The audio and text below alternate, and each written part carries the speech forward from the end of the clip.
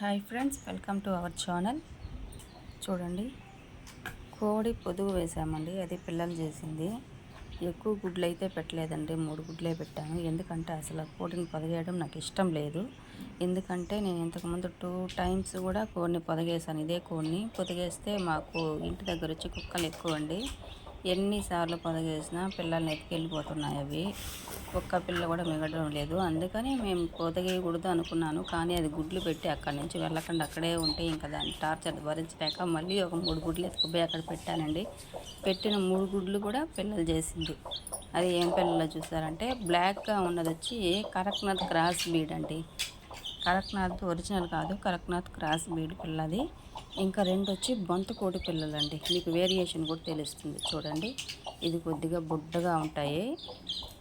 బొంతకోళ్ళు అంటే కొంతమంది గిరిరాజా కోళ్ళు అంటారు. మేమైతే మా సైడ్ బొంతకోడి పిల్లలు అంటాము. ఇది వచ్చి చూడండి, అది బొంతకోడి పిల్ల. అది వచ్చి కరక్నాథ్ క్రాస్ బీడు.